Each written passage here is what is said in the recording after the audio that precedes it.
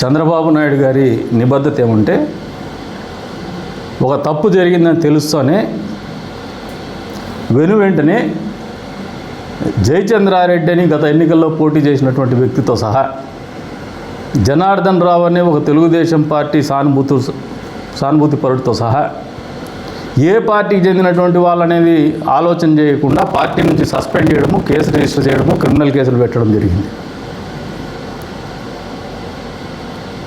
ఈ రోజున జగన్మోహన్ రెడ్డిని ప్రశ్నిస్తుంది, మీరు మద్యపాన నిషేధం చేస్తామనిండేది వాస్తవమా కాదా? ముఖ్యమంత్రి కాకముందు ఎన్నికల సందర్భంగా మాట తప్పను, మడమ తప్పను, ఎన్నికల హామీలు నెరవేర్చాలా అని చెప్పేసి ఈ రోజున మీరు ఒక రచ్చబండ ఏదో పెడుతున్నారు. రచ్చబండలో కూడా ప్రజలకు మేము కూడా కౌంటర్గా ప్రతి రచ్చబండ దగ్గర పోయేసి మళ్ళీ మీటింగ్ పెట్టే కార్యక్రమాలు కూడా చేస్తాం. అది రాష్ట్ర వ్యాప్తంగా చేస్తారో లేదు కానీ కదిరి నియోజకవర్గంలో ఖచ్చితంగా చేస్తాం. సమాధానం చెప్తాం వాళ్ళు అడిగిన ప్రతి ప్రశ్నకి. మద్యపాన నిషేధం చేస్తా అన్నటువంటి మీరు మద్యపాన నిషేధం చేయకపోగా ఉపాధ్యాయులను కూడా కరోనా టైంలో క్యూ లైన్లు మెయింటైన్ చేసి పెట్టి మరీ మద్యపాన వ్యాపారం చేసింది వాస్తవమా కాదా?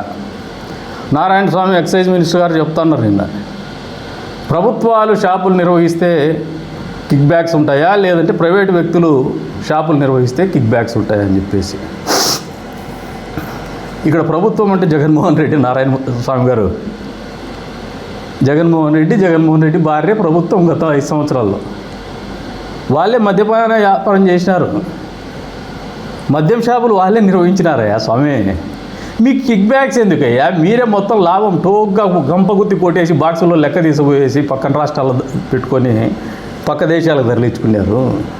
పాపం నారాయణ స్వామి ఆటలో అరటిపండు.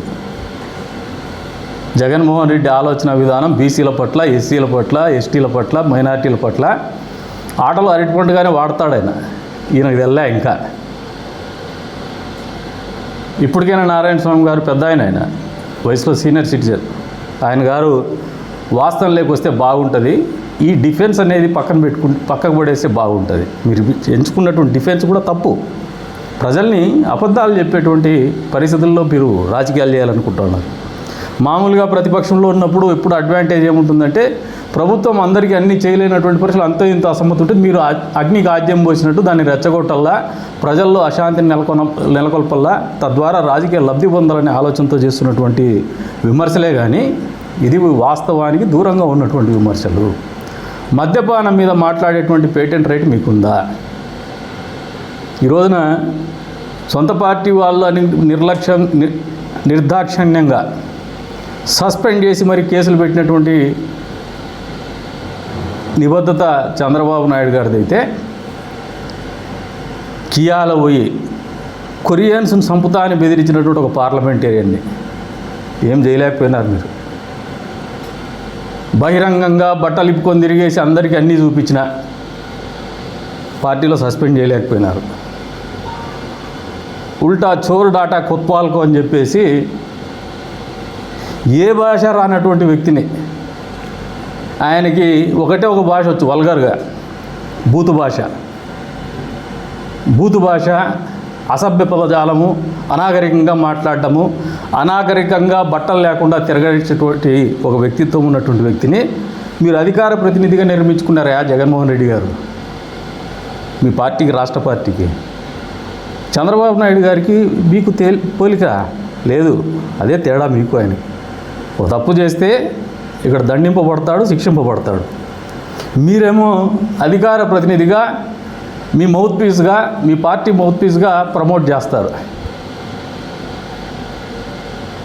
ఒక కంపెనీ, కొరియన్ కంపెనీని తీసుకొచ్చి 15,000 కోట్ల ఇన్వెస్ట్మెంట్ ఆయన తీసుకొస్తే వాళ్ళని బెదిరించి డబ్బులు లాక్కునేటువంటి కార్యక్రమం మీ ఎంపీ గారు చేస్తారు.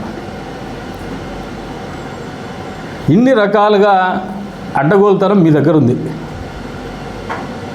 ప్రజావేదిక కూల్చినప్పుడు అనిపించలేదు జగన్మోహన్ రెడ్డి గారు మీకు ప్రజాధనం దుర్వినియోగం అవుతుందని?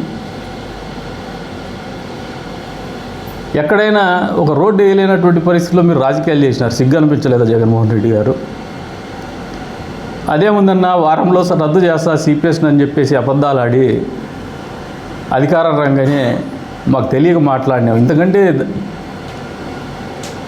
దిగజారుతనం ఏదైనా ఉందా రాజకీయ జీవితంలో? జగన్మోహన్ రెడ్డి గారు, వైఎస్ఆర్సీపీ వాళ్ళు గారు. ఇంకొక ఆయన ఈ జిల్లాలో ఓ మాజీ ఎమ్మెల్యే నేను మాట్లాడుతున్నాడు.